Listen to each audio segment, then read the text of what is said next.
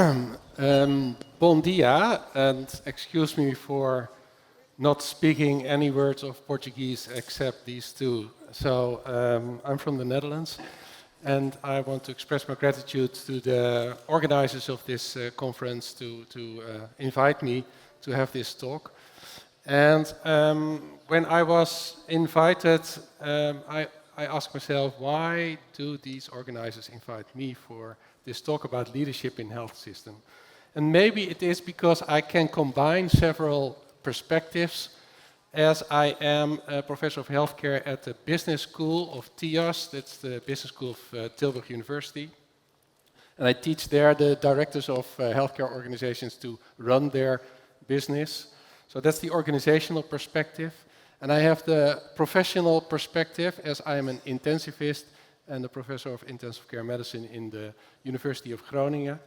And I also have a little bit of the patient perspective, as I'm the director of the Society of Palliative Care in the Netherlands. And the political perspective, as I was a member of the Dutch Senate for several years until recently. So I will try to combine these perspectives in my talk about leadership in health systems, and I think that what I'm going to propose is connecting with what your Minister of Health told us this morning about the transformation that you have in your healthcare system. So I will first go back to the COVID pandemic for a short view to learn the lessons from that time. And then we will discuss some healthcare challenges and how can we lead to solve those issues. So the COVID-19 pandemic, of course you remember that, and me as an intensivist and the head of the intensive care department of Groningen, I was responsible for 10% of the ICU beds in the Netherlands. And I had to allocate the COVID patients to the 9 ICUs that was in the northern part of the Netherlands, which covered 1.7 million people. And we had to face, of course, several issues, like how can we reduce the number of patients, how can we reduce the spread of the virus. And of course, we also had the question of the new disease. You can see in the middle panel the pulmonary infiltrates. That we had to find out which medications, which treatment worked best. And of course we had the challenge of the number of ICU beds as the number of patients rapidly increases. You see here the graphs of the number of patients. In the first wave we had nearly 4,000 COVID patients in Dutch hospitals, and almost half of them were in the intensive care unit. And as I told you, we had several questions. We had to expand the number of ICU beds. How can we do that? How can we recruit new nurses and doctors to care for these patients? We had to deal with the uncertainty in epidemiology. We had to find out which treatment worked best. And of course, there was the societal pressure, how to deliver high quality of care to all those patients. And we had to face disinformation, which came to us. And especially in the first weeks, there was a fear under the professionals for, can I be infected as well? And in fact, we did lose some of our doctors and nurses due to COVID disease. So yes, we had a real crisis. So we needed crisis leadership to face these issues. And a crisis leadership can only flourish when the context is right. So usually in a crisis there is urgency felt by all stakeholders, which was apparently the case in COVID. And there was a common enemy, or at least there was a cause of the crisis that had to be eliminated. And in a crisis also the usual barriers are more on the background. So we did not have a lot of issues on financing or bureaucracy. So these 3 issues, they make the context where crisis leadership can flourish and be effective. And when you look at the elements of effective leadership in crisis. It is about taking control, and the leaders are decisive people who adapt to changing situations. You can call it agility. And leaders in crisis, they work on trust, try to improve trust by having expertise, and when they do not have the specific expertise, they will find other experts to join them. And also they have to show their good intention to the people they work for. And a third driver for trust is integrity. So these three drivers will increase trust, which is very important for effective leaders in crisis. And then, of course, they have to create hope. Hope to prevent chaos and to lead us out of the way of the crisis. So these are elements of effective leaders in crisis situations. But there's something else happening already in the beginning of this crisis leadership. Because when you look at this graph, you can see the first wave, the second, and then in the third wave, there were still a lot of patients with COVID in the hospitals, but in the intensive care units, it dropped, and nearly no new COVID patients came to the ICUs in this period of time. And of course, that was the reason of the vaccines. But before we had the vaccines, the leaders had to take the good decisions. Let's say they experienced preventive leadership. Preventive leadership means to take the appropriate actions to prevent further damage, to prevent loss of control, and to protect the unprotected. So preventive leadership is, for example, the collaboration in the EU that we had to develop and buy vaccines. And that needs courage of the leaders to take the decisions to invest in the pharmaceutical industry to make these vaccines. And that is because it was already known on forehand that these industries would make huge profits, but still the decision to invest and to do this had to be made. And another example is that new legislation had to be made to be able to take preventive measures, such as social distancing, lockdowns, etc. And at least in the Netherlands, we had huge discussions about how these legislations related to fundamental human rights and how they could respect it. So it takes courage of the leaders in preventive leadership to take these kinds of decisions. And even now we are working on the International Pandemic Agreement, which hopefully is upcoming. So we have the crisis leadership, which is expressed mostly in the beginning, and then a new leadership has to arise quite soon. Let's call that preventive leadership. And then as the crisis diminishes, the leadership for the period after the crisis should be there as well. Let's call that transformational leadership.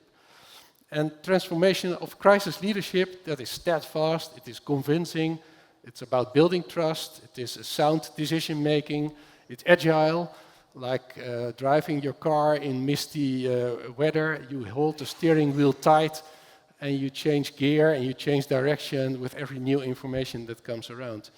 And transformational leadership is more about collaboration, about consensus making, bridging different interests and goals. It's visionary, and it is with a clear strategy with consequent decision making. And leaders that can go from crisis management to preventive to transformational leadership, those leaders, they show adaptive leadership. And I told you that the context of where crisis leadership is shown crisis leadership needs a certain context, and one of the issues in that context is always financing. And of course we heard that today already, that cost is of course important, but in a crisis usually costs are approached as one-time expenses. But this is the graph of the Dutch healthcare expenses for the next years. And you see it is an ever-increasing amount of euros in healthcare. And that's an ongoing concern for the government. And not only cost, the government, at least the Dutch government, says that they have 3 aims. That is a high quality healthcare for all, which is accessible for all at a reasonable price. And these 3 aims, it's not only the concern of the government, of course, because we have many actors in the field of healthcare. So also healthcare providers and the board of directors and insurers and patients, they are all actors and they have to work on these goals that are needed. And when we succeed in having these goals, having a high quality healthcare at a reasonable price, you can say if we succeed, we have created public value. And public value is quite a complex construct, which is, for instance, discussed by Mark Moore and Talbot. And they said that public value, that is the collective feeling of what society experiences as valuable. And that includes legitimacy, it includes trust, and it is reflected in business operations or strategic realization. And this complex construct has several perspectives together. There are economic perspectives, political, strategic, social, societal, and it is also about stewardship for the next generation. So public value is something we want to achieve. But in the Netherlands, we did not achieve that in the most optimal way yet. For instance, we have the low-income population in the Netherlands. They have 15 years less in good health. And also their life expectancy is 6 years less than the high-income group. And only 60% of the low-income group rates themselves as healthy, where that is 85% for the high-income group. So apparently, the low-income group more easily moves from health to disease to healthcare consuming, which is due to several factors such as unhealthy food, obesity, risky behavior, smoking. But it's also good to remember that medical care and healthcare only provides 11%, in these studies, 11% of health. So the determinants of health are more importantly social status, behavior, genetics, and a little bit of medical care. So good to remember. So we try to create public value with the healthcare system. And the question is, who should be in the lead to realize this public value? Is that the government itself, or only the government, or is there also a responsibility for other parties as insurers, healthcare providers, healthcare authorities, or whoever? And that does not always relate to the goals that the healthcare providers have for their own organization, because of course they have to make production and they have to create income and margin. So the question is this a joint responsibility or not? When you look at life expectancy as a proxy for public value, the upper red line is the Netherlands with a life expectancy of about 80 to 83 years. And the green line here is Portugal, which catches up very fast to the Netherlands. And when you compare that with a market-led system as the USA, the life expectancy is significantly lower, but they spend a lot more money on healthcare. The expenditure per capita is a lot higher. And this discrepancy is caused by a lower access to healthcare, but more importantly, poverty and the lack of social security is the reason for this low performance. And Portugal and the Netherlands and most of the European countries are here. So it is apparently not so that if you put more money in the healthcare sector, then the life expectancy or maybe the public value will increase. And in the Netherlands, we do not have an open market as in the USA. And we do not have a government-led system, as in Portugal, but we have basically a market-led system, but it is regulated, a regulated market, and we aim to provide high quality for all.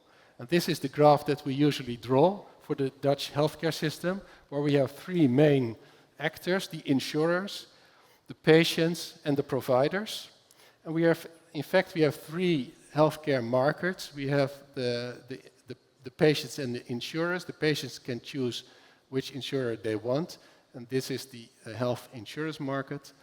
Then the insurance buy medical treatments from the providers, and they bargain about the price, which is the healthcare purchasing market. And the patients can choose their providers as they want, mostly on quality, and that is the healthcare provision market. So I will not go into detail of our system, but we have a market-led system, but with regulations, as several acts describe the responsibilities of these actors in the three markets. And that's how we try to achieve our goals of high quality, accessibility, and cost. And that comes quite close to the quadruple aim, the model you probably know, but which is not in here, but it's the fourth aim in the quadruple aim. That is the provider satisfaction. It is, we have heard that this morning before, it is very important that people want to work in the healthcare sector and retain in the healthcare sector. And professionals, they have their own professional view on how to treat patients, how they treat their individual patients, and they don't want to be bothered by issues in the market or bureaucracy. So there is a kind of tension always between the professional view and the issues that relates to market and bureaucracy. And we have to try to find a balance between all these elements. And what we did in the Netherlands, we put all those people together. Well, it took a few years but in the end we had an integral health agreement, integrated health agreement. So all the actors in the healthcare sectors, the professionals, the providers, the insurers, everyone, the government, they all accepted this integrated health agreement. And the aim is together to produce a sustainable health system by obtaining first public value, as I told you, but also regional collaboration between all the actors. And that's obviously a little bit difficult when you have a market, because there's competition in the market. But still we try to find out how we can collaborate within these three markets. And also the system must be continuously learning and improving. And we try to put the patient in the lead to get the right care at the right time, at the right place. And that's difficult as well, because 1 out of 3 patients in the Netherlands do not have enough skills, do not have enough health literacy to take this role. And of course the government has to take action as well to put all the actors in the right way. And still, as I told you before, the issue of cost is of course, financing is of course an important issue. So what about that? And that's a point I want to make here as well. There are basically 3 ways to reduce cost. You can increase efficiency, and efficiency, the definition is, for me, it's the ability to avoid waste. Second, you can reduce healthcare demand, and you can reduce prices. But I will now focus on efficiency, and I will not focus on the allocative efficiency, but more on technical efficiency, which is least possible input for a given output. And the provocative statement I want to make is that medical interventions are highly inefficient, and that we are able to reduce costs tremendously when we can increase the efficiency of medical interventions. And I will show you what I mean.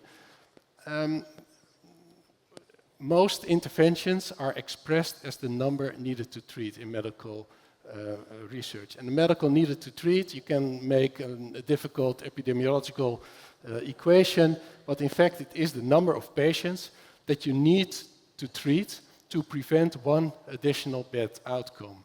And I want to give you the example of statins, the medication to lower your cholesterol and to prevent cardiovascular disease, for instance, myocardial infarction. And the number needed to treat in high-risk patients for statins is 20. So you have to treat 20 patients for 5 years with statins to prevent one myocardial infarction. And there are also side effects on that. For 21 patients using 5-year statins, one of them will have severe muscle weakness. And maybe more important, in 204 patients using statins for 5 years, one will get diabetes due to this medication. So I'm not against the use of statins, but it is highly inefficient to treat 20 patients for 5 years to prevent one myocardial infarction. So in fact, 19 of these users do not have the benefits of using this medication. And you can make a calculation about euros, etc., but the baseline is that when only 1 out of 20 benefits this treatment, then 95% does not. So in the end, 95% of the costs can be reduced in the statin use. And well, maybe we heard about AI. Maybe AI can help us to reduce that number needed to treat from 20 to, well, in the best case, it is 1. But not only, of course, with statins. It is also the case with, for instance, screening for prostate cancer. You need to screen 1,400 people for prostate cancer to find one and to prevent one death. And you need to treat 48 patients with prostate cancer to prevent one death. And for colon carcinoma, the number needed to screen is 1,250. And even an operation for aortic valve stenosis, patients we see every day in our ICU, the number needed to treat is 6. So 6 patients are operated for aortic valve stenosis, and only one of them benefits in the way that it prevents death. So even in highly efficient treatment, for instance, when the number needed to treat is 5, which is seen as a highly efficient treatment, then even then the majority of the intervention, the majority of patients with that intervention will not benefit from that. So there's an urgent call for me to take action, to do research, to use AI, whatever, to reduce the number needed to treat towards 1. And even in intensive care treatment, not all patients benefit from it. For instance, for severe sepsis, septic shock, the number needed to treat is 2, so half of the patients will not benefit from this very invasive treatment. So it is very important for us to take appropriate decisions, to do the right triage, advanced care planning, what do patients want and do not want in their medical life. And we have to do research to reduce the number needed to treat, or in other words, to reduce the overtreatment that we find quite normal now. But in my vision, it's not a normal way to do.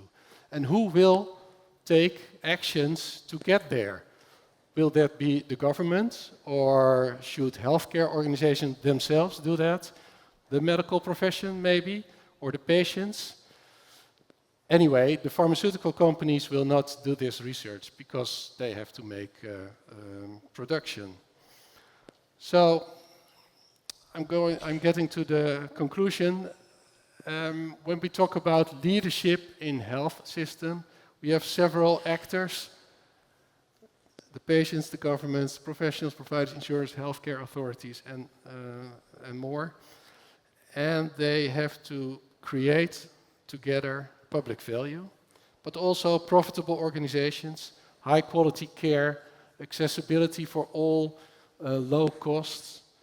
And how can we achieve that? I think there's only one possible way to do that, and we in the Netherlands try to do that with our integrated health agreement.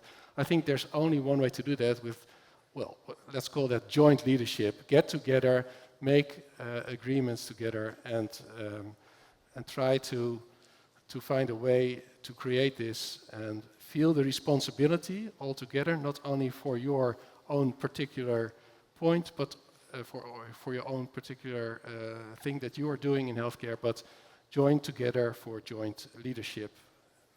Thank you.